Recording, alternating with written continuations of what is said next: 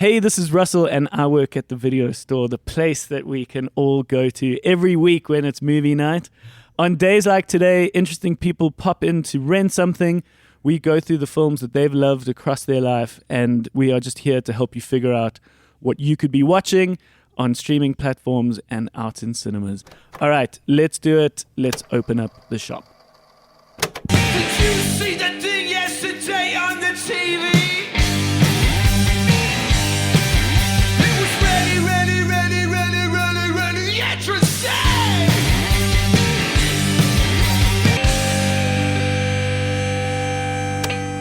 Top of the morning, guys. What's up, Russell? How you guys doing? Hey, well, pretty good. Good, dude. Good. Yeah, pretty Hey. good. Pretty good, man. Where's that energy all the time? So I just sat on the pin. We have ourselves a Graham here today. Hello. We've got ourselves a Gad here today. That's my name. And you've got ourselves a me, Russell, here today. Yeah. Welcome to it. Welcome to the video store. Thank you for popping into our video store. We've got lots of cool stuff here on the shelf. And we've got a lovely day ahead of us. This is our guest episode where one of our customers here at the video store is going to pop in.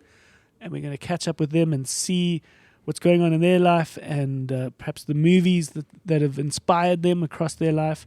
Today on the show, Nick Hamman. Yes. Yeah. Just Nick Hamman. Yeah.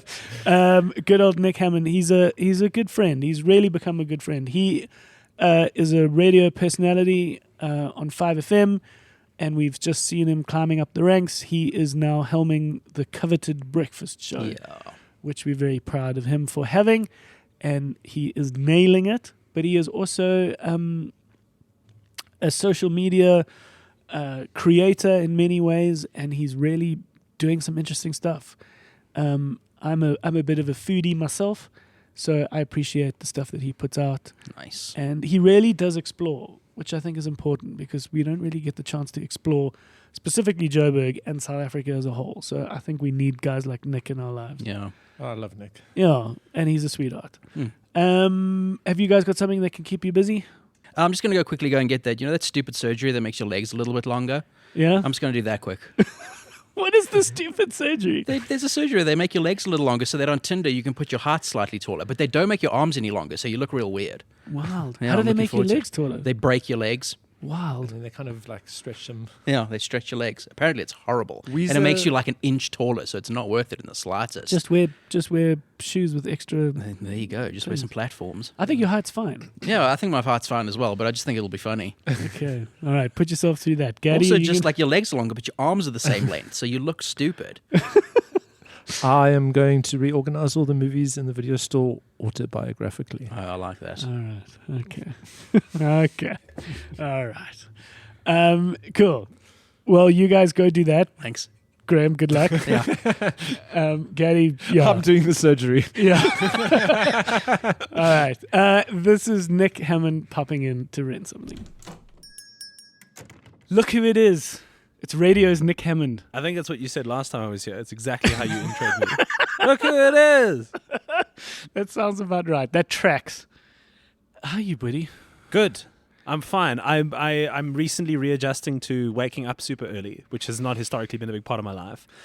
So that's like the biggest thing from I'm now tired in the afternoons and I take naps type of thing. But otherwise, I'm good, dude. It's nice to see you. It's a combination of you now doing the early show, the breakfast show. It's entirely that. And no, well, it's also because like you and me, we're in the sunset of our 30s. Oh, right. I think you're older than me. I'm 33 now. Oh, really? Yeah. Okay. So I think you've got a bit of mileage on me. I've got a few more, But points on you. But I'm old. I fully acknowledge. I don't really like go out anymore. I've switched to day drinking, and so last week Saturday, actually at L from Short Straw's birthday, I ninja bombed so hard. Nice. Yeah. Well, the tragedy is no one really noticed. But that's the point of a ninja bomb. No, but so that day, my wife and we went on a double date with another couple friend of ours. Yeah. They're immigrating to Germany, and so we went and there's this golf theme park thing you can do at the World of Golf where like The driving range is linked up to these sensors Yes. that let you know where the ball's landed, and you play like that's awesome. you play like Minesweeper with golf, and you play darts with golf. I'd love to play that with you. Can we go? Yeah. I'm Okay. I'm an ambassador for the Sunshine Tour, which is like it's shit. a real thing. But I'm terrible at golf, so I was about to say I didn't. I don't put look you, like a I good didn't golfer. put you for a golfer. Thanks so much, man. No, a golfer doesn't look like anything. It's never been in my periphery. It's like the guys from Desmond and the Tutus. There's enough pictures of them on golf courses for you to know that they enjoy golf. But I didn't peg you for a golfer. I'm not really, but I really enjoy. Like I'm playing golf tomorrow, and I'm at the World of Golf I'd love twice to play, a week. I'd love to play these games with you. You should. It sounds so fun. So we did that, and I had like 4 beers doing that, Okay. and then got home at 6, and then Al's birthday, his 39th, started at like 7. Yeah. So I rallied, and my wife dropped out. She was like, "I'm not coming. I can't do it. They'll have to just believe that I exist." And then I got there, and I had like really good chats with a couple people for about an hour. I had 2 more beers, and then 9 o'clock I was at home with KFC. Lovely. I realized when I came home that I actually didn't even literally say goodbye to Elle. I didn't say And it goodbye was- to anybody. And it was okay, can I tell you a great Ninja Bomb story? I think you'd appreciate this.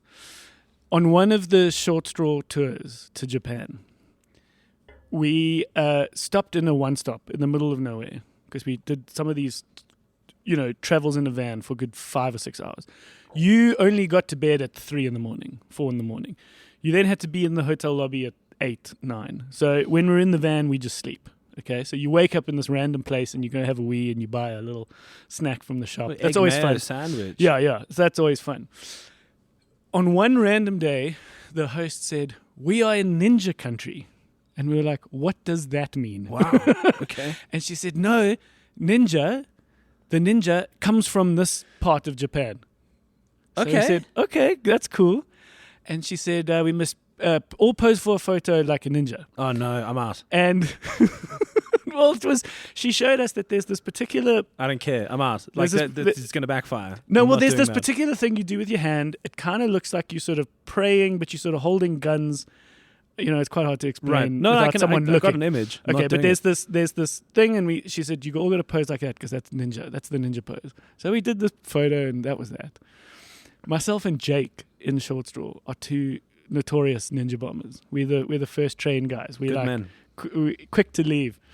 So we've now got this secret little code where we do this thing with our hands. Okay. And we just make eye contact and one of us does it and then we know. And then the other one just like nods. It's his time. It is like, this is the symbol for I am about to ninja bomb. I always thought, I've just had the realization that started saying, so in Japan, there's Okinawa, which is that island that was added to Japan at the end of the Second World War. Yeah. That had the Ryukyu Kingdom as part of it. Like it was a kingdom before it became a country and a state. And that's where karate was from. That I know that. And that's Cool. so Mr. Miyagi in the Karate Kid movies, he is from Okinawa Okay. as a karate master. Lovely. You've just walked into our video store. Have you got something to return? Yes, this works out because I watched this last night. I am bringing back on time Tom Hanks's A Man Called Otto. Oh, lovely.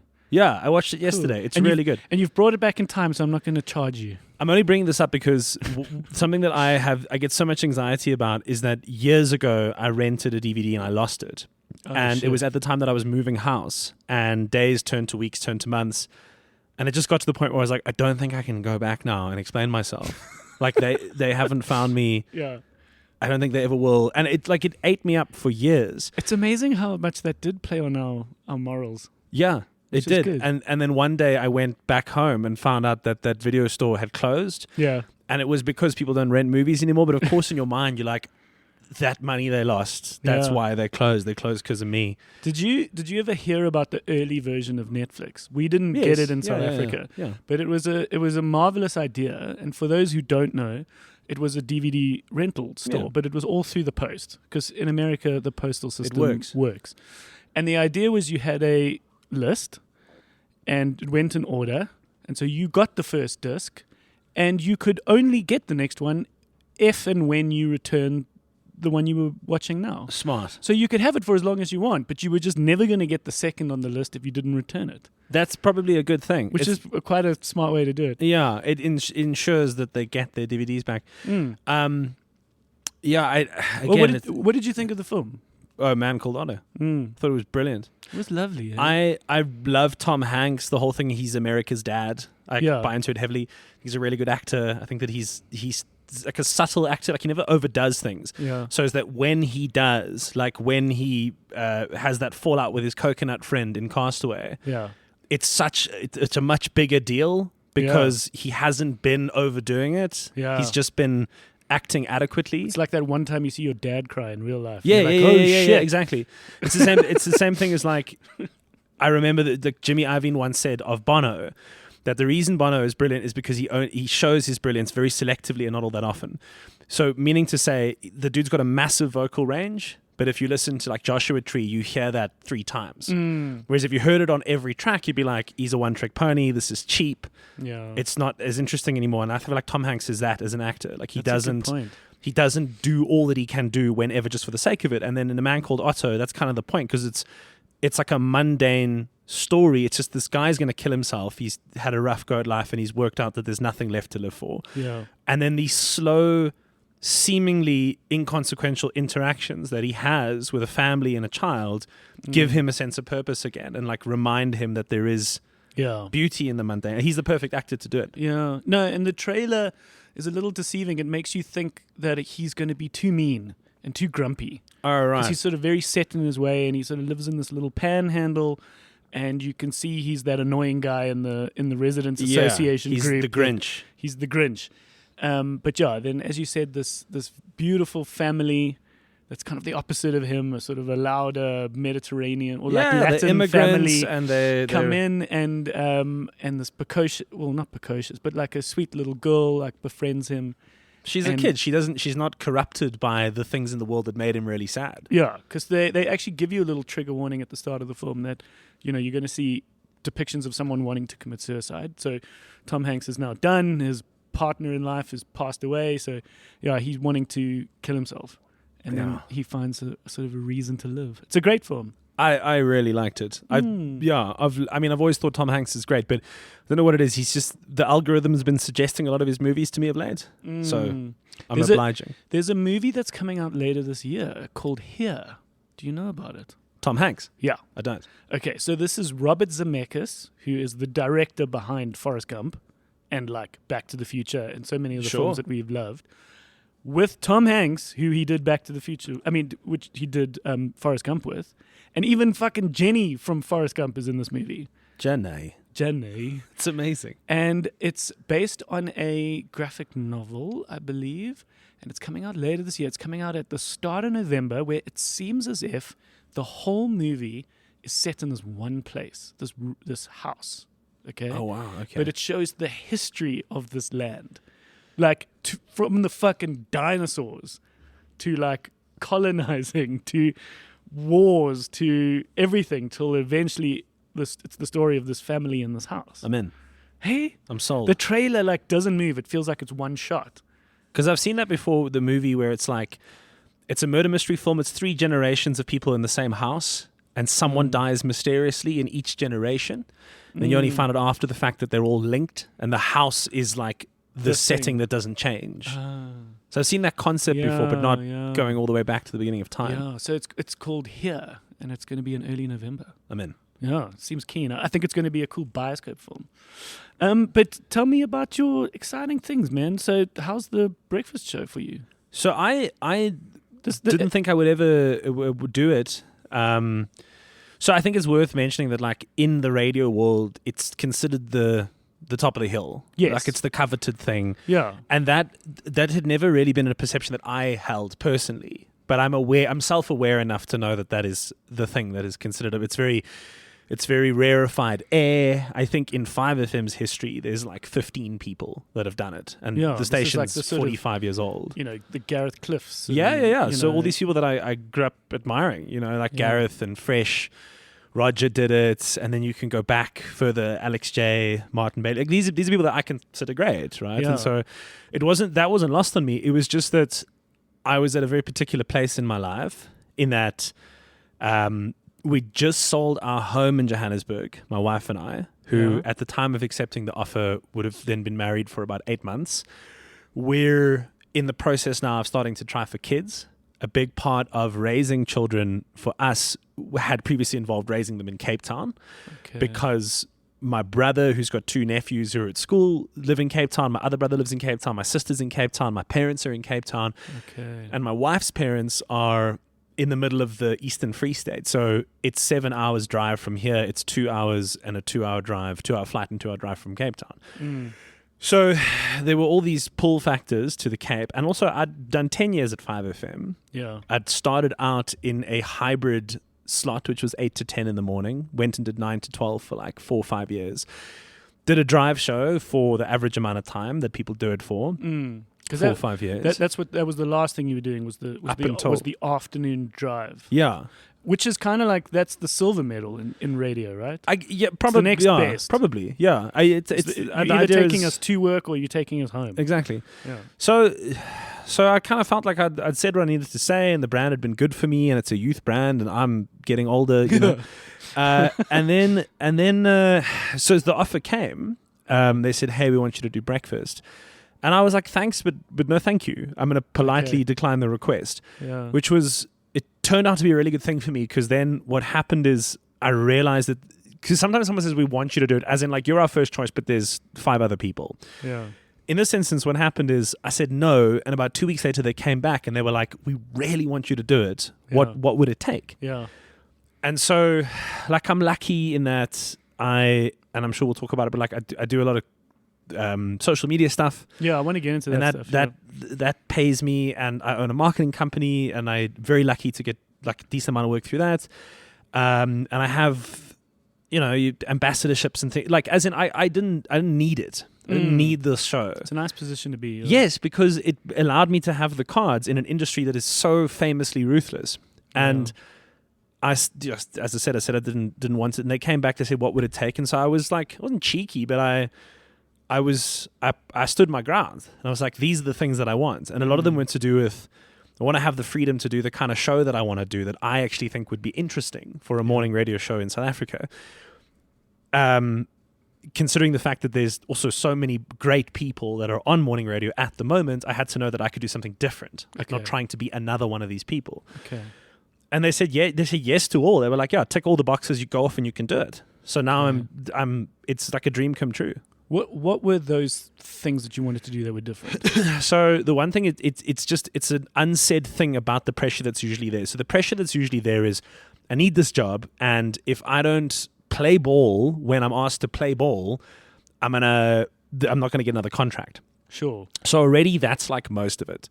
This idea that I don't care. They could phone me now and be like, that's all she wrote, and I would say, cool. I'm doing what I want to do, so yeah, you can't threaten me with that. So that's Sure. the first thing.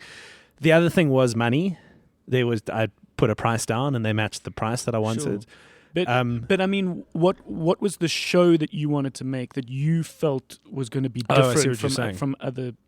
What is the room you even have in morning commercial radio to be different? So what I have noticed is that what is the current standard, and what were you trying to achieve? There's a lot more. People are listening a lot more intensely in the morning than in the afternoon. It's the first thing I'll say. Okay. So everything you say, you could almost say something on drive that would be considered provocative or risque, and you wouldn't really feel it. You just said it, and 1 or 2 people on the WhatsApp line were like, tired. wow. I'm tired. I'm on my way home. It's like, in the morning, anything you say, people come for you, and they have opinions on, which is great, because it means that they're engaged. So what I meant was, and what I still mean is, the easiest way for me to describe it is that there's a huge difference, and the listener can tell immediately, between a person who's actually talking, like as in actually like unfiltered, saying the things that they want to say, versus somebody who's very carefully dancing around things in order to create a product that then becomes a radio show that works and has good advertisers and investment and a solid listener base.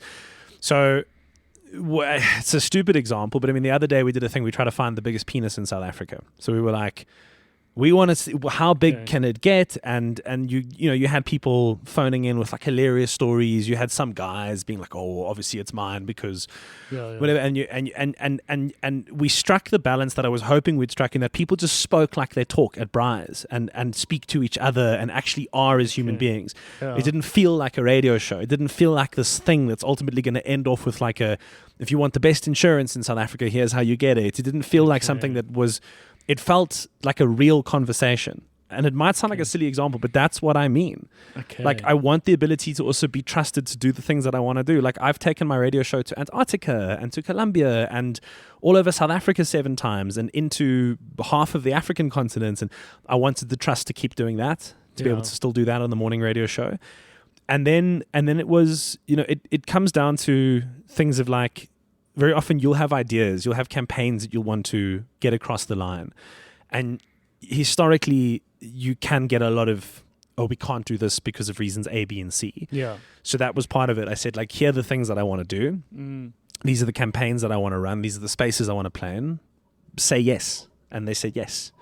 So it's a lot of stuff that like isn't really that easy to explain in terms of how the listener is going to perceive the thing. But it's Yeah. more just, you work at a job and there's stuff that you want to do. Yeah. And you tell them this is yes. Especially when you've come with so much experience, because you then know what kind of thing you want to achieve. It's a little bit like starting a relationship in your 30s, Yeah. as opposed to diving into marriages in your 20s, where you're like, I know what I want. Yes, I exactly. know what I don't want. That's what I mean. I want to be home with my KFC at 9 o'clock. Yeah, I don't want to exactly. be talking shit in the bar at 1 a.m. So if you're with someone who wants that, it's like, this is not going to work. Yeah, exactly. And it manifests in things like that. It's like, don't ask me to do the thing that the other presenters are just going to do. Yeah. Don't ask me to attend this thing. Don't tell me to come to because I'm going to say no. Yeah. Unless I want to be there. Yeah. But it doesn't mean that I'm going to go on air and swear and try to offend the whole country, because it's not in my nature. It's more But just to do with like to employment conditions that I'm happy with. Yeah, and to feel authentically yourself. Yeah. Because if that really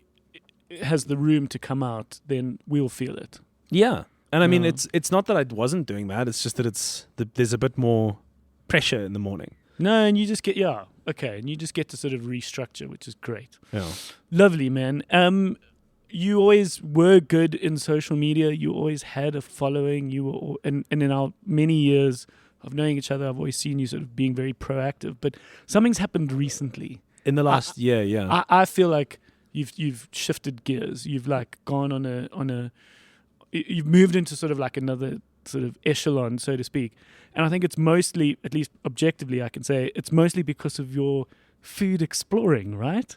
Yeah. Is that a safe way to say it? Yeah. So you started producing these great videos, also just very authentically you saying, I want to find the best burger in Joburg. Yes, yeah. And it struck a little chord with me because these were things I was also always very interested in doing, which was exploring Joburg. That's what arguably led to the Bioscope. We didn't just do this in a shopping mall or in Fourways. There's a reason why the Bioscope started in Mabuning, and it was because we were interested in exploring and being with those people that were unlocking and, rejuvenating these kind of forgotten parts of downtown. And I loved that. It was such a big part of my soul. Yeah. Was going on that quest. So when you started, not just eating the typical burger, but going into like Fordsburg and like all these other beautiful parts of the city, I could see that this was going to be a good thing. It was really validating because I've been doing this for 10 years. I've been traveling the country, finding people, places, hidden gems that make it exciting, small towns. I spent You always do like a formalized road trip in your show. Yeah. right? So once a year we do the Heritage Tour, which is now in September going into its 8th year. And that's a month on the road, just finding out cool stories about South Africa. Yeah. I've got the Africa Tour as well, which is trying to do the same thing for the continent, like write a love letter to Africa and show that it's an awesome place because it gets a lot of bad PR. And I mean, through that, we've done Zimbabwe, Zambia, Botswana, Mozambique, Namibia, Eswatini, Lesotho. So this track record is kind of like there. I wrote a TV show for 3 years that literally was just doing the same thing, finding good South African stories. What was that show? It's called The Insider. Yeah, that's right. Yeah, so I wrote that. And then it just almost like serendipity, almost by accident. So what happened is, I think about a year and a half ago, I decided to try to take social media more seriously because It's got to be a conscious effort. it has to be. For anyone who dismisses the sort of influences of the world, the ones that really like do it, don't dismiss how much fucking work it takes. Oh, dude, it's a full-time job. It's a full-time job. I think it's a very naive thing to be like anti social media just as a thing. It's too big now. You can't. But I mean, there's a bit of background. Like, I headed strategy for 3 years for an agency, or for like 2 years for an agency called Be Caleb, which was a digital agency, and so I had to work with social media accounts for like big pharmaceutical brands, and we did research. So I was involved with building the SAMA strategy a couple of years ago, and through that process, I also studied digital marketing. So I learned about how like paid media works and how search engine optimization works, and so like I kind of had this basket of understanding of social media as like a tool. And then I thought, like, I want to take my own stuff seriously because I'd love to. I just wanted an independent voice outside of the rest of my life, which is all contract work. So I'm contracted by the SABC to do a radio show. I'm contracted by this company to write this thing, and just wanted my own thing. So I just started telling stories of places that I had been going to for years, like Fordsburg, for example. Which is the more sort of Indian part of Joburg, for those who don't know. I can give the abridged history of the place. So I mean, obviously there's fuck all in Gauteng. There's farms, and they find gold on one of them. And over time, people start. Oh, that abridged. Okay, no, I'm it's joking. because it's I'm joking. People start kind of want to make money off the gold. Sure. And so Fordsburg gets developed as a low cost housing area. It was some guy Ford and some guy Berger or something like that. Sure.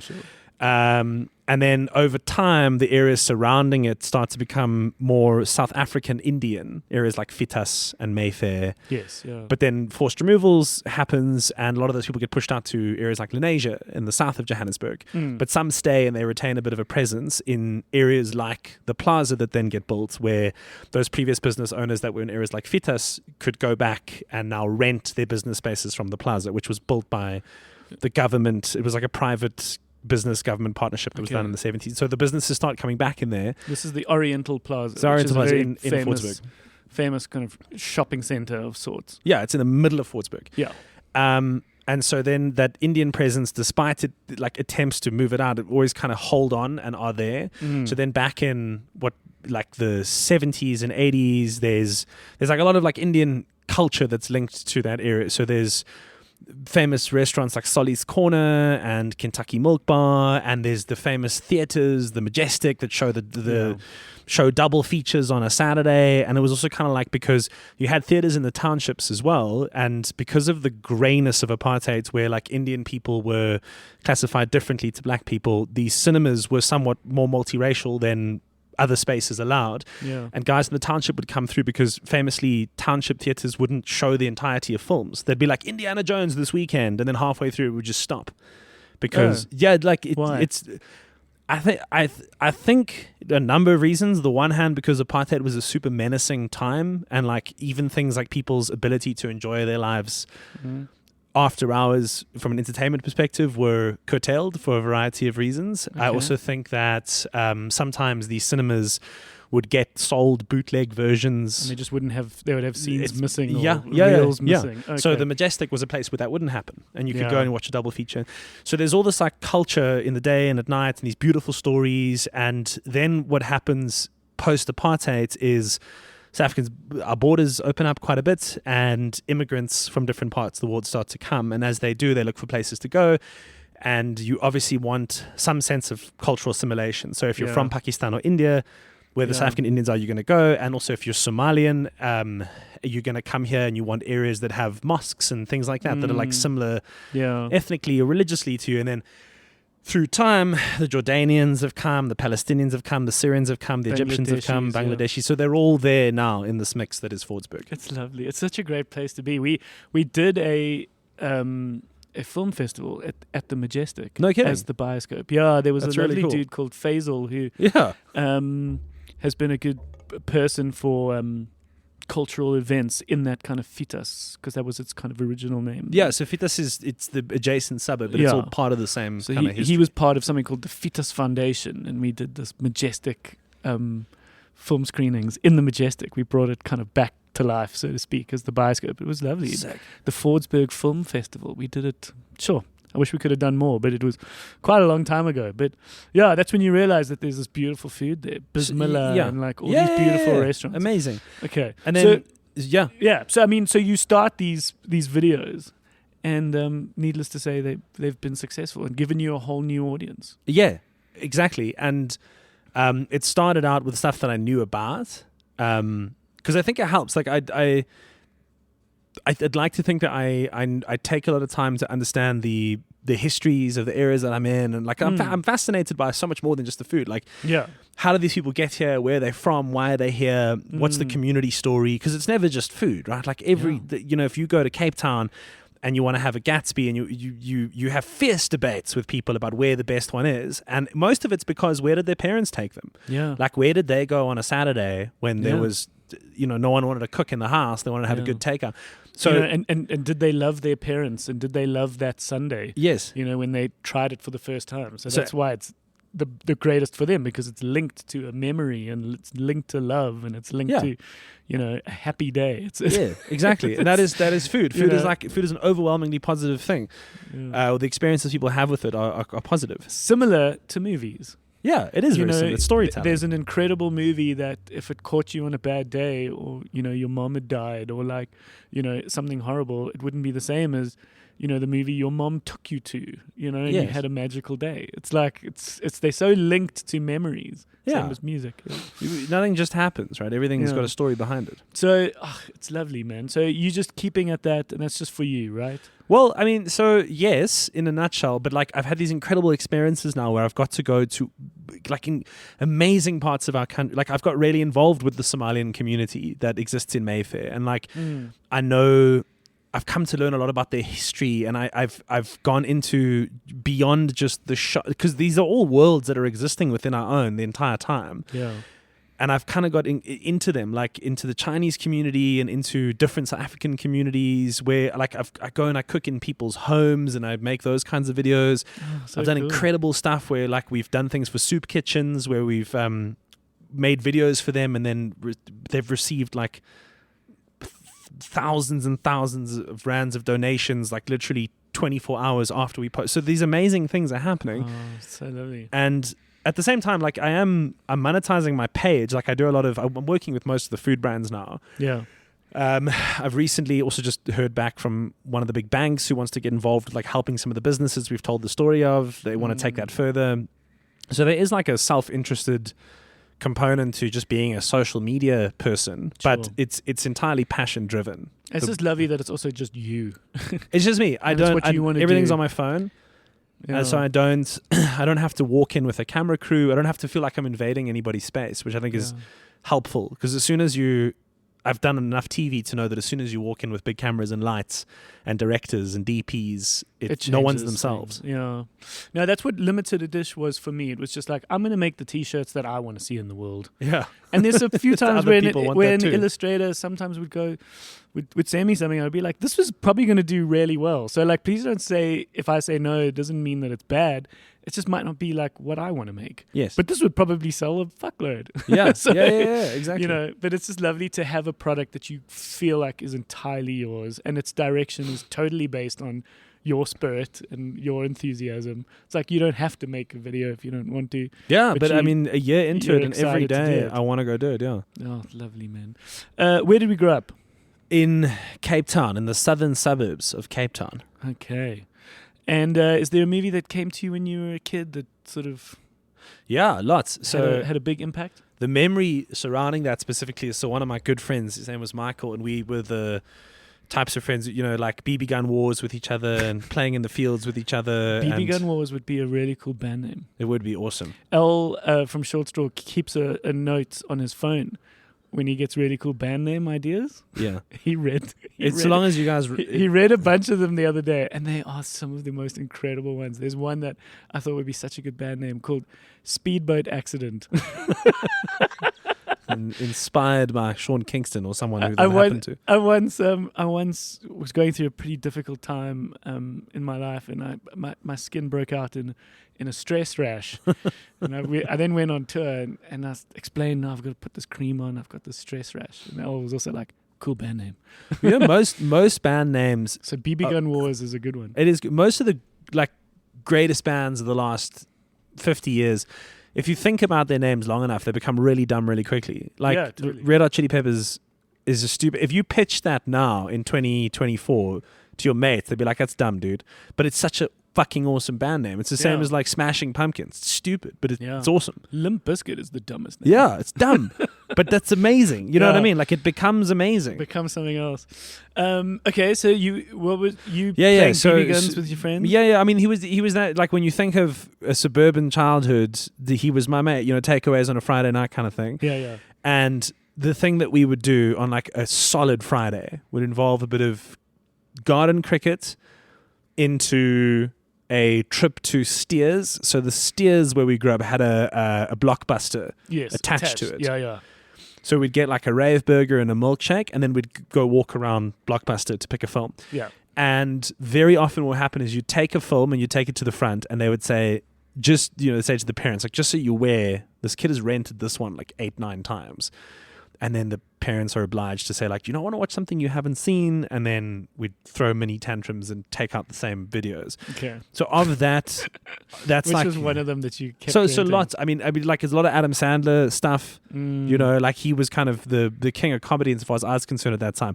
But there was one film that I know this for a fact. I know that this film has 5% on Rotten Tomatoes. Not that that's the be all and end all of films, No. but I just know that that's the case because I realized later in life that I'm sure. I was like, was this a good film? Is the realization that I had. Yeah.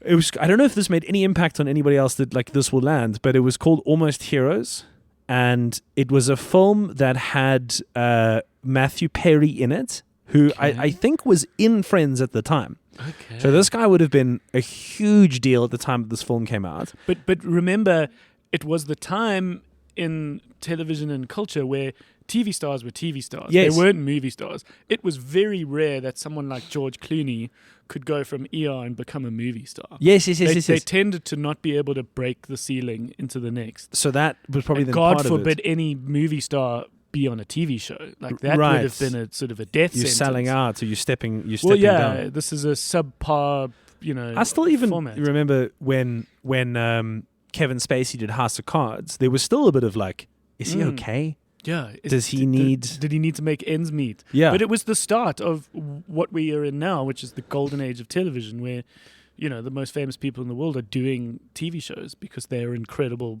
stories that just needed more time. Yeah. But what was Almost Heroes? Okay, so Almost Heroes, it's got Matthew Perry and Chris Farley as the Okay. two leads in it. Oh! This was great. It was great, It was right? about them crossing the country. Yes. In so the time of the Wild West, where it was a race to see who So- could get to. so from Lewis the east- Lewis and Clark are the actual history, the people who did this actually. Yes. And What this is, the white man very famously sort of landed on the East Coast, and then the Wild West was them slowly populating westward to the LA, California side.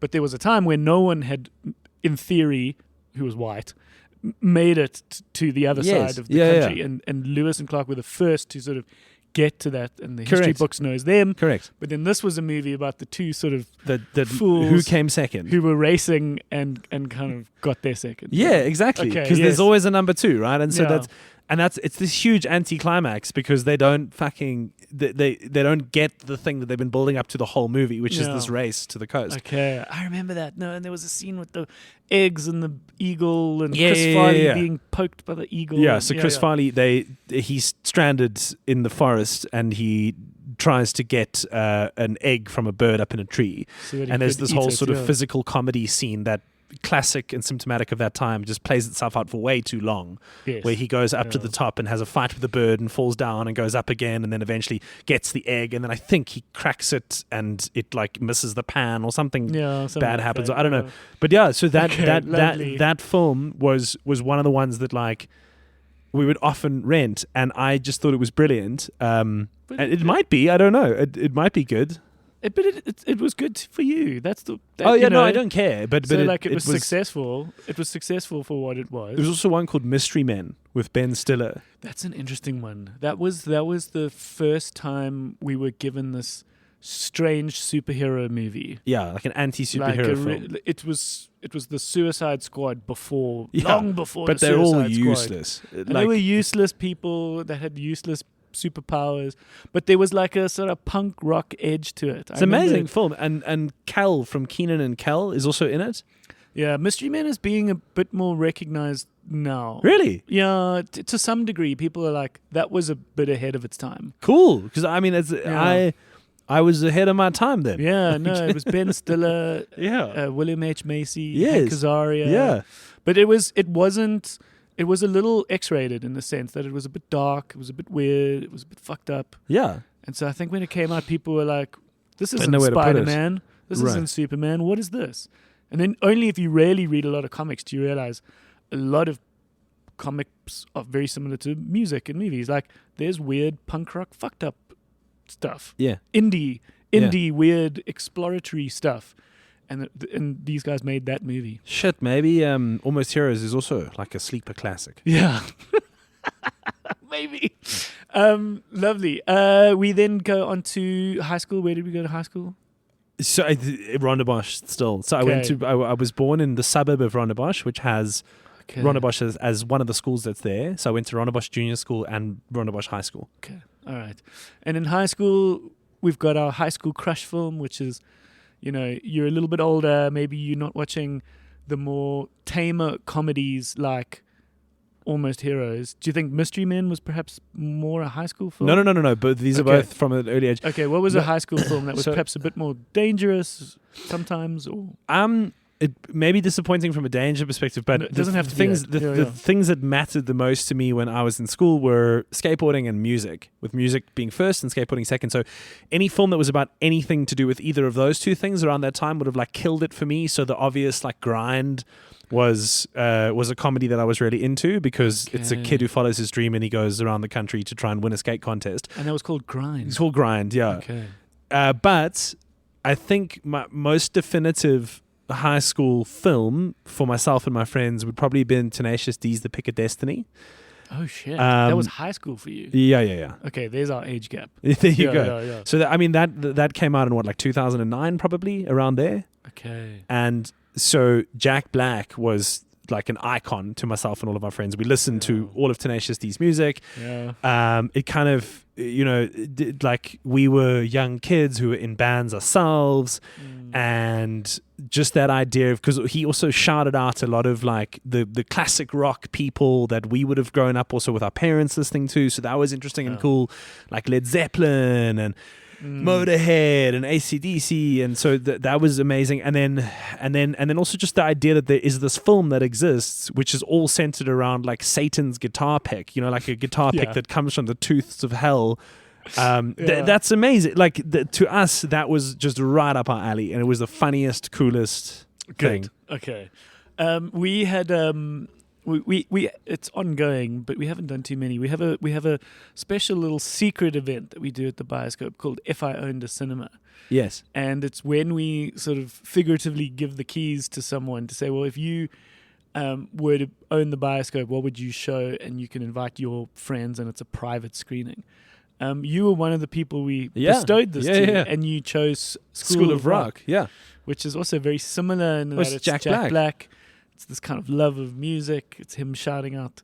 So I mean, School lead of out. Rock also, School of Rock is also like top 5 high school films, I think, for me, 100%. Yeah. Just the idea to have music in a film for me, like, but as in that's like the centerpiece of what drives this thing. Like they're ultimately trying to enter a battle of the bands, like in School of Rock's case, or they're trying to make it as a band in the Pick of Destiny. Yeah. Just this idea of sort of making and leaving a legacy and doing something that matters. Those are sort of sitting at the core of those movies, which is something we can all relate to. We want to do something. We want to make a difference in life. We want to have something substantial. We want to create. Yeah, that was me. Lovely. What kind of a dude were you in high school?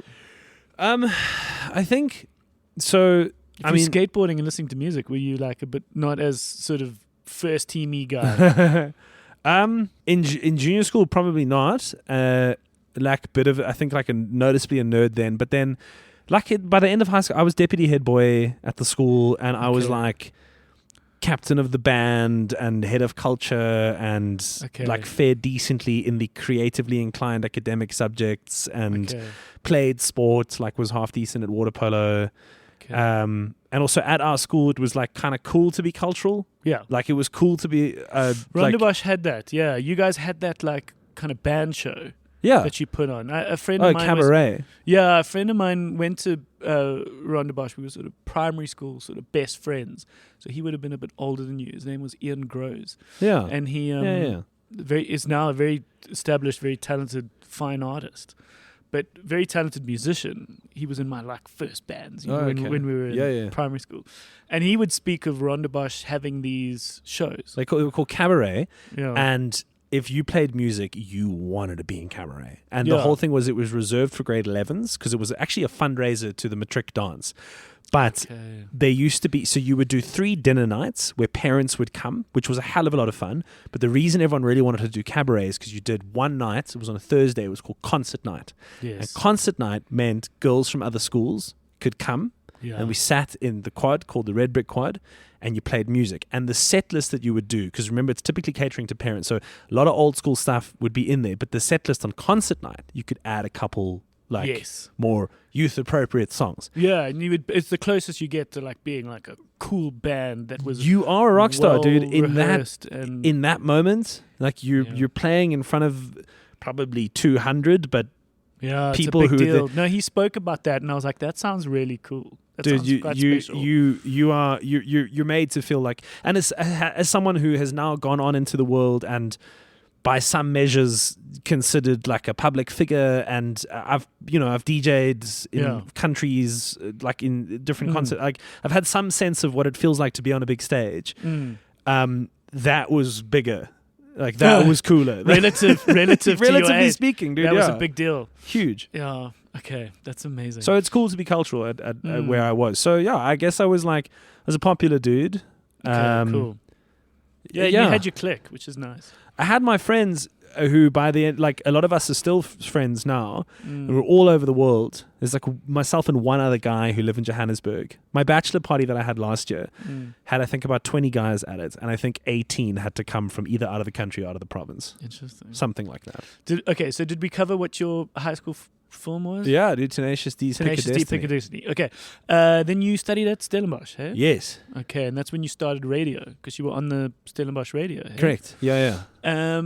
What came to you at varsity? What were you studying? I ultimately ended up with like a BA. Nice. With majors. Good old bugger all. Yeah. It's just like really good at Wikipedia. Yeah. I ended up with majors in English, philosophy, and politics. Nice. In English, I did fair amounts of film, like electives. Yeah. Did film noir, which was so cool. Yeah. You do like all those old from the 40s and 50s the Maltese Falcon. That's like the Bible, right? Yeah. Double Indemnity. And a couple others. I remember once bringing Adventure Time did a noir episode, and I brought it to class and made them watch it. And afterwards, the lecturer was like, "This is kind of cool, I guess."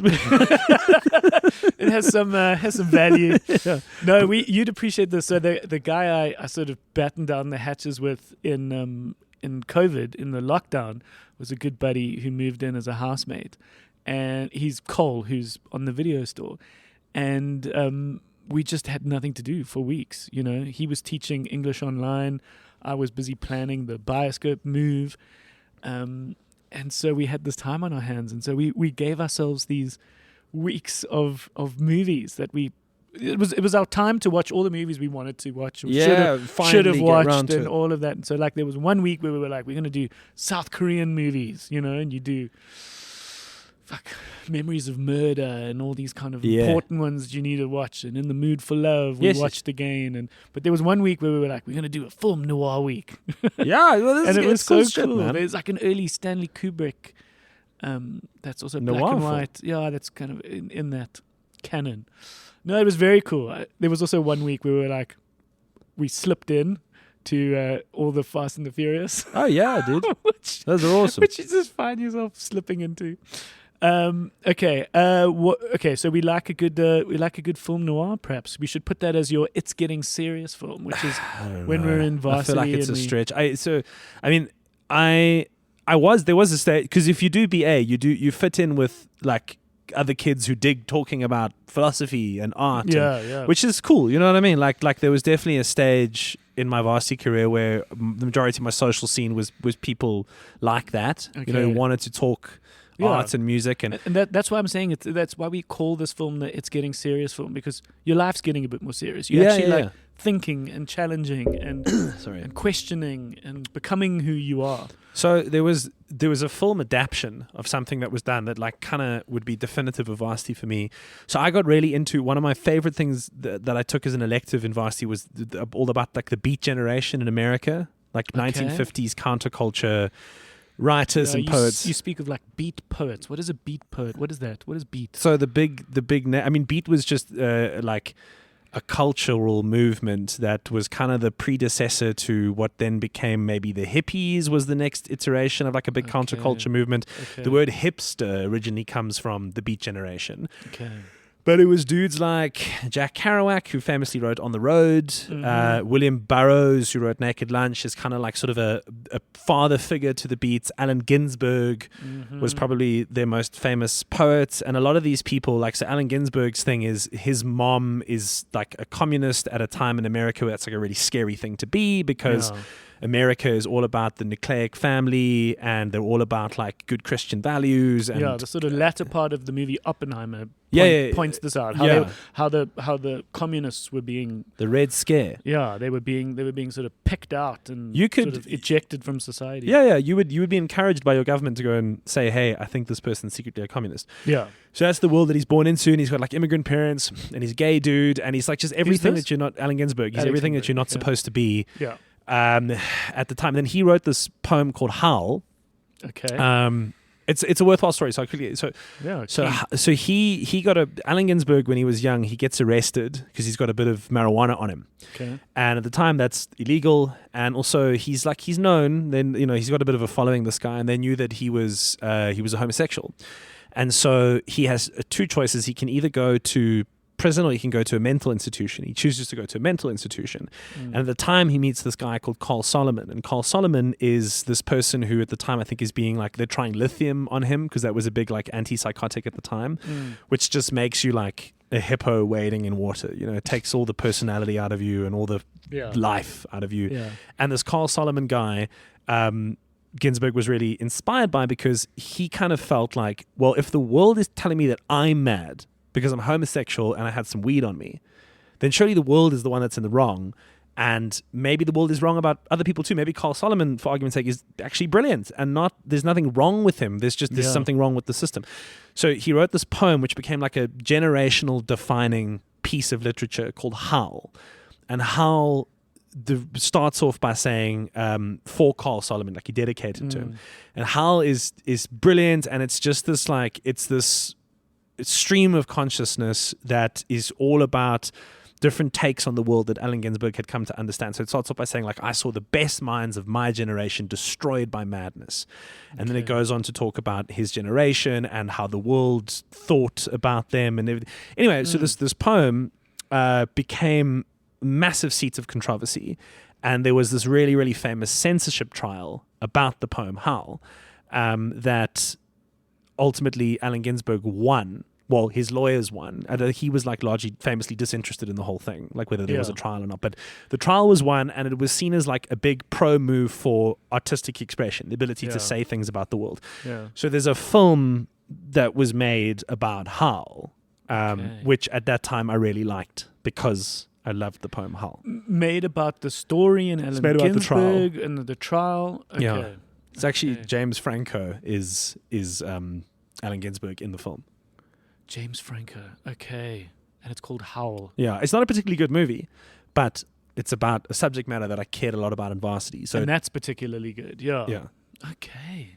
Lovely. Yeah. So Howl. I'd say Howl the movie called How. kind of, yeah, and it perhaps epitomized where your head was at the time, which was learning, discovering, questioning, Yeah, exactly. appreciating these moments, where someone could have a fucking law, a court case over a poem. Over words, yeah, Do you know what exactly. I mean? It's like, that just sounds so ridiculous now. Yeah, it does. But loves you. It just shows you sort of the wild times. I mean, I just watched Widow Clicquot, which is the biopic on the woman who inherited the vineyards of the Clicquot family. Yeah. And once she became the widow, she was able to continue her husband's alchemy sort of dreams and sort of experiments and ultimately made Veuve Clicquot. Veuve means widow. So once she became the widow of this Clicquot vineyard, she established Veuve Clicquot as, the famous champagne brand that it is. Nice. But it was at a time where she literally, by law, could not run a business because she was a woman. And you're Insane. like, holy fuck, that was a time. That happened, yeah. It's one thing to sort of, not get the vote. But I mean, to not legally be able to run a business. But the loophole was because she inherited it through a legal will, she was able to run the business. That's why I like But it's like, history. oh my I like God. history for that reason, because there's a lot of people get on both sides of the aisle, get very upset these days by things that don't suit them. Yeah. And the cool thing about history is that if you like history and you read history, you come to realize the world has always been pretty gray, as in it's never been binary. There's always been a middle for everything. Yeah. And it's always been bizarre, and it's always been brilliant, and it's always been fucked up, and it's always been all of these things. Yeah. And if you appreciate history and you come to know that, it can lessen your ability to get so invested in things that are happening now that you think are so black and white. yeah, exactly. There was a great film that came out for Encounters last year, which was a documentary about the band National Wake, Yeah. which was this punk rock band. Yeah. Same as any punk rock band today thinks they exist in their own vacuum and they're the first band to ever be a punk rock band, especially in South Africa. And you're like, no, bud. Right. There's been a fantastic history of punk rock bands. Yeah. But Totally. for anyone who thought that, whites and blacks were separated, sure, they were. The law was put in place to designed to separate. But a band like National Wake had black guys and white guys playing, and they would play in shows and clubs that had white people and black people. Of course, they interacted. It existed. Of course, yeah. they fucking, merged. But I think it's important. It's important to know both. So, and the more you know about the nuance, the better. I always think it's we think about how there were horse-drawn carriages and then there was cars, but there would have been a solid 50 years where cars were driving around horse shit that was in the road. Yeah, Do you know what I mean? You brought this up when we were Did I? talking about. You actually used that analogy when we were chatting about, the evolution of radio. Right, and okay, how yeah, we're yeah. Now, Obviously, I think it's a real thing then. No, If I'm but con- no, no, but if it's I'm a great consistent in the point. point, You yeah. forget about that. You think it just everybody woke up one day and Yes. was doing one thing, and it's like, no, we evolve. And it was about, we were chatting about the history, the future of radio. And okay. and there's of course still a place for radio now. Yeah. We're at the point where, yes, if you want to listen to punk rock, you don't actually have to wait until Nick Hamman plays you a punk rock song on Yeah, radio. yes. You can plug in your iPhone and play whatever you want. But you could participate in these other moments that are happening live, and they are interesting, and you are discovering South Africa or Joburg when you listen to your shows as you move across the country. So you can still be a part of conversations. I think there's a future in more the voice of people like yourself as opposed to music. I don't know if I would have said this last time, but it's definitely what I think. Is also, I think people are really starting to crave things that they can tap into that they feel like the rest of us are also tapping into. Yeah. What I mean is, often people will make the claim that the Game of Thrones was the last show we all watched. It was the last thing I make that claim, yeah. Okay, so I think that's true. Yeah. That we all got together and Yeah. we knew. But growing up, everything was like that. Yeah. So there's an episode of What It Lost, and you come Yeah. to school the next day and you're like, oh my God. Yeah, and all your tuned your in. parents are talking about it, and everything kind of is, and it's not about being homogenous in one way and uniformed. It's about the idea that we like the idea of collective experience as human beings. We do. And I think radio is that one thing that you can't really make anything else. Because podcast, I consume way more podcasts than I do radio, but I will never not listen to the radio. And the reason for that is because when I am tuned in and when it's good radio, then it feels like, okay, this is what we're doing together. It's the same reason, it's a big part of why I think we love watching the Springboks as a country. The sport of it. Because everybody is doing, we're all deciding that this right now. is our national team. 5 minutes could be very, in 5 minutes time, it could be very different. It's happening live, right now. Yeah. And it's the bigger picture. This is not just about me. It's about community and shared experience. And so then for radio, a big part of the radio that I try to make is if the Springboks win. So recently, an example. Okay, so the Springboks played at Loftus, was the first of the 2 Irish tests. So I love rugby. Sure. And KB was the singer who sang the national anthem at Loftus Fastfield, and she made a decision during the call, the last part of the English part of the anthem, to stop singing and let the crowd take over. And it was this beautiful moment where she took a huge risk as an artist, because let's face it, that could have really gone badly. And the crowd did exactly what she'd hoped, and there was just this resounding chant of South Africans that drowned out everything else, and they sang. I'm getting such goosebumps even thinking about it. Yeah. So that happens on Saturday. I know on Sunday I got one job. That job is get KB on the show on Monday before anybody else. Yeah. Because what that will then do is it will solidify in the audience that this is the show that is plugged into South Africa. Yeah. Because when South Africa felt that collectively, we're not going to talk about it. We're going to re-experience it. I'm sure this happens in Loftus specifically, but generally a more white Afrikaans audience would go to a Loftus, and people, I've experienced it, they sort of mumble their way to the best of their ability through the Zulu and the Sotho, and then 80 blow fucking just explodes because everyone's like, I know these words. Yeah, it is, dude.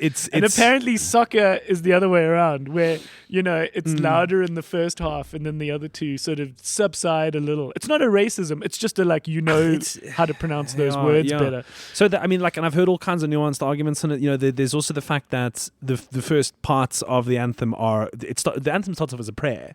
Yeah. And there's this idea that one wouldn't deliver a prayer in a very chest beating kind of way. I think it is though down to the fact that a lot of older people just have never bothered, and they totally should have bothered. Because at school I know the whole anthem, and I know what it means, and because I was taught it. It was I basically entered into that new South Africa. Yeah. So did I. I didn't have any parts that didn't have the first two. So ideally, it should have happened already, but ideally in 10 years or 15 years, it will be the same throughout the anthem. Yeah, sure. No, and I'm not even saying it like it's no. Thing, I kind of do think it's a bad thing. I think you should love your anthem, and I think you should know all of it, and you should sing all of it as passionate. I think you should sing all parts of it very passionate. Personally, no, I agree. I do agree. I'm just saying. No. There's a humor to it. It's like a pantomime. Yeah. Because there's this wow, and then out of it's super noticeable. Yeah. No, it's a thing. Last little thing here. What would you consider to be one of your comfort blanket films? We call this the film you'd settle down with. One that you feel like you can kind of always go back to, one that you might show your kids. It's all these different things. Yeah. It's not just it doesn't have to just be one. This is a good movie now. But what's a nice little. So there's I'm back on a movie tip at the moment. My wife and I are watching a lot of films. Cool. I've recently come to think that Apple may be my favorite of the streaming platforms. Honestly speaking, the new stuff they're putting out, the stuff they're putting money into making, I feel How good is Presumed Innocent? Yeah, have you seen that? Yeah. Fuck, it's good. Yeah, it's a great film. It's a limited series. It's It's a great piece of. It plays out like a film, so to speak, because it's this kind of one single start, beginning, and end. Fuck, it's a good show. So there's a lot on there that I've been watching of late. And it's obviously too contemporary to say this now informs my opinion, but I've got a film that I don't necessarily know is going to make me seem particularly interesting or creative. No, it's not about that. But a film that I have seen a lot. Yeah. And really it will revisit periodically from time to time. We'll just go and put it on again. Yeah. It's called Big Fish. Have you seen it? Yeah.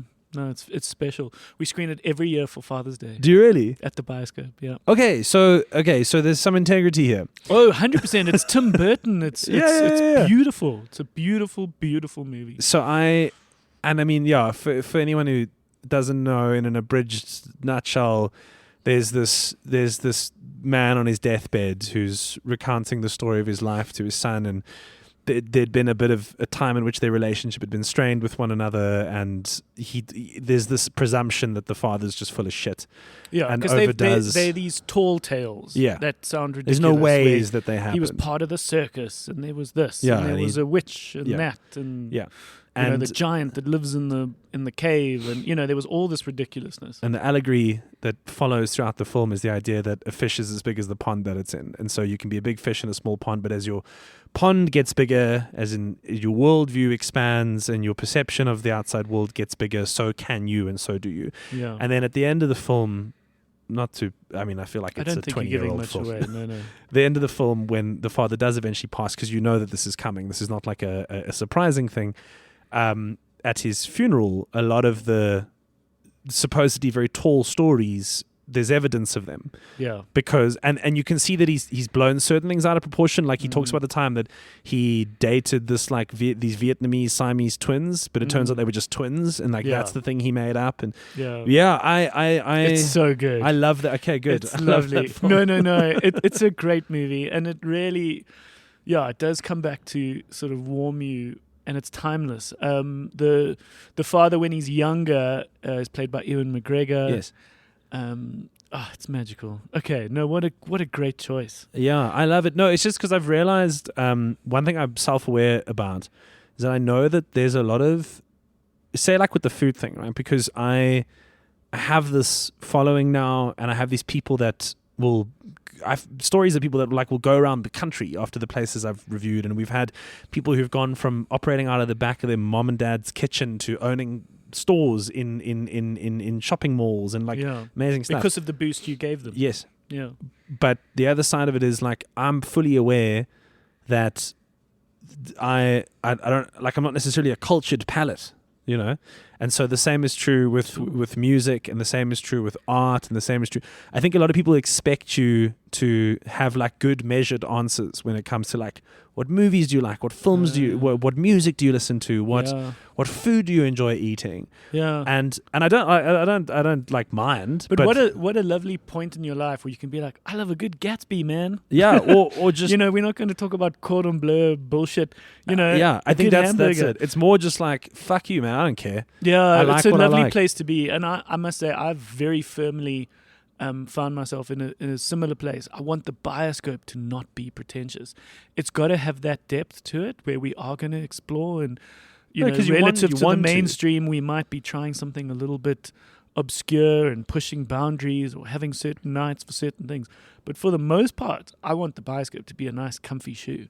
I want to do dress-ups and sing-alongs and quote-alongs, and I want it to be a nice, fun, easy thing on a Friday night for some. And then we can also have a night where we, talk about the universe and physics and because you want to, not because you think you have to. Universe on Stage is a live show that happens at the Bioscope where on a Friday night people come and listen to, theories of physics. That's cool. It's so cool. I've seen that on Instagram. No, and I love that, and so I love the place for that. But I also just love the point in my life where I'm the first to turn around and go, that's a cool word. What does that mean? Yeah. But I'm not going to pretend like I know what you're talking about and Google it later. Exactly. I've got the confidence. I'm lucky that I've got the confidence to go, what does that mean? That's a nice, pretentious word. Yeah. And you learn about it and you go, fuck, okay, I'm going to put that in my vocab. Yeah. I'm going back now in books and reading all the books that I sort of should have read, and I'm doing that in inverted commas. I got handed Franz Kafka's Metamorphosis at varsity from a very cool friend that was like, you got to read this. Ah, dude, yeah. I never fucking found the time to read it then. I'm reading it now. Just finished it. Lovely. Turns out it's good. So glad I read it. No, I laughed because I had a friend who it took him 3 years to read that book. Yeah. And he eventually read, not because he just had other shit going on. Sure. And he eventually got through it. He was like, that was great. Yeah. I've just finished The Little Prince because I never read it when I was a kid. And that, I And mean, that also doesn't the take very long. And yeah, exactly. And the argument is like it might not even be for kids. It's like it's for sort of adults to remember what it's like to be a kid. And it's like I'm loving that. I'm going through this whole sort of journey there now, which is exciting. Yeah, because it's not about back in when you're a kid. You, like, let's face it, like even at varsity, you like the stuff you like because you want to be liked. It's like it's like a extension of your personal brand. Yeah. I'm into this stuff. I listen to this kind of music. And then you get older, you're like, well, I wonder what I actually like. Like, I wonder what songs really make me feel good, and I wonder what movies actually really stimulate me, and I wonder what.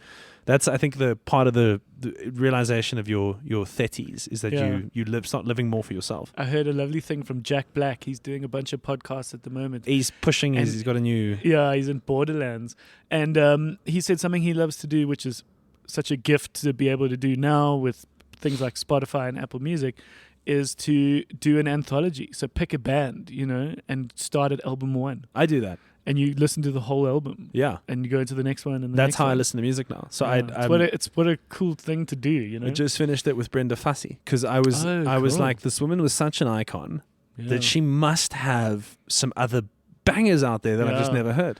I took a plane with her when I was a little kid. I went on a family trip to the States, and she was on the flight. That's amazing. It's very interesting. She, not to speak badly about her, but she got a little fucked up on the plane. I mean, she was. I know known. she had her demons, but there was a point where she was like on something. Let's just maybe say alcohol, and she was like singing to like people in our like cabin. Yeah, and relatively happy. And then the next morning when we were going through immigration, she was like in tears. Yeah, and I was like, that was my introduction to Brenda Fassie. It sounds like the experience that many people have. I mean, she was ashamed. She famously battled hectic demons. But one little thing which I can leave you with now is you speak of Apple and Apple TV Plus creating good stuff and commissioning good stuff. There is a film that will be coming to Apple TV Plus soon, which we screened at the Bioscope, called Fly Me to the Moon. Amazing. Do you know about it? No. It's a bit of a smaller cinema release because it was destined really at the end of the day for Apple. It's Scarlett Johansson, Channing Tatum, and it's all about the moon landings. I'm in. Apollo 11. Channing Tatum is running the Apollo missions, the big guy in the big room with lots of people, with the microphone that coordinates these rockets taking off. Says Houston. Yeah. And he's based in the sort of Florida part. The whole point was in Florida, that's where the rockets took off. Yes. And then there was a point where then Houston then Correct. was strategically able to then track it once in the sky. Yes. Scarlett Johansson plays a very savvy, top of her game marketing guru who's brought on by the government to help sell the moon landings.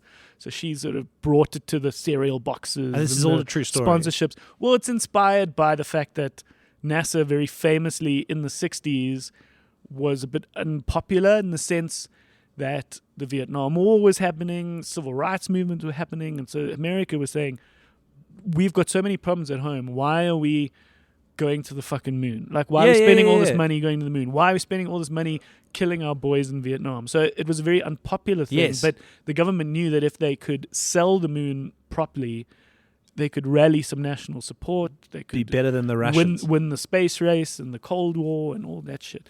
So she comes on board there, and then of course now it's the sort of creative license to make a fun movie, where of course now there's a little romance.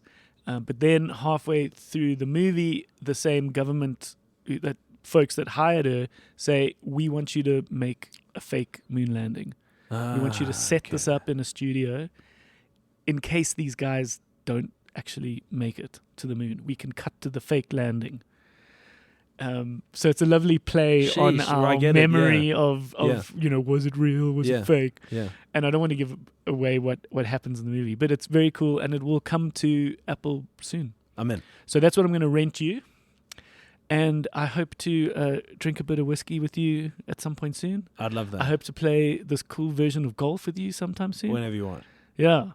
I'm keen. Good. Okay. Great. All right. You must get on with your day. It started very early. Ah, shit. Yeah. We're trying to. There's a plumbers at our house because the shower is shocking us.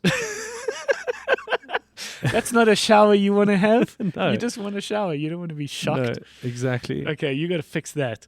But yeah, you're going to leave with Fly Me to the Moon, which is, I think, still screening in some cinemas. We screened it at the Bioscope for a limited period. We just ran out of space for it. But it's a great, solid movie. It's a good date night movie.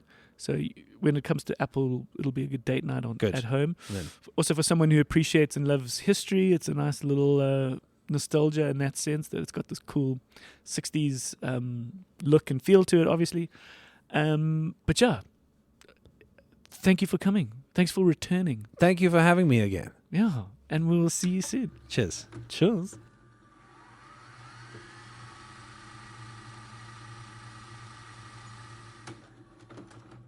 All right. What a lekker chat. What a lekker dude. We do have, in the depths of our archive, the very first chat with Nick. Yes. But yeah, we've also had Kerry Ann Elliston. We've had a few other radio personalities. So it's lovely to catch up with Nick again. One of my fondest memories of Nick was knowing that he lived in Killarney when I lived in Killarney. Okay. And we'd always made these plans to meet up and hang out, but we Yes. never really did, which is a pity. And no comments on Graham's extra heart? Just wait, man. And then one day there was like an earthquake. There was like a tremor or something. I think if it's the one I'm thinking of, I remember this. And we got in touch, and then it prompted him to come over, and we had a whiskey. Okay. And then I remember we hung out because of the earthquake. Yes. And we got a little fucked up together. It was cool. I remember the social media posts of people posting, like, you know, the ubiquitous white plastic garden furniture Yeah. of like a white chair falling over that just says "never forget." I'll never forget your original height. Oh, thank you. You know, weirdly, my legs feel fine, but I have these weird scars where I think my kidneys are supposed to be. Yeah. Yeah, I don't know what that's about. Okay. Looks like a hatcher's job. As I long as didn't it's have just, the right tools, guys. as long as it's just one kidney. If it's both, we're fucked. You've got a couple of hours. Yeah. Paid off my credit cards. Just a coincidence. I once Googled how much a kidney could It's a lot of get money. you. It's a good couple 100,000. Just Depending gotta on where find you the right go. buyer. Yeah. And you can How survive fresh on you can and you keep can, them. You can survive on one. Yeah, you can slightly lengthen someone else's life while significantly reducing yours. Yeah. Shit. But what about the dollars, yo? All right. Thank you, guys. I think Graham, rest up Yeah. and get those kidneys checked out. Rest up, stretch up. Gaddy, thank you for putting the movies in the most confusing order I could imagine. You just got to ask me. I know where everything is. All right. And thank you for listening thus far, guys. We appreciate you, and thanks for wandering in, as we said. And we'll see you guys again soon. Bye-bye. Bye. Cheers.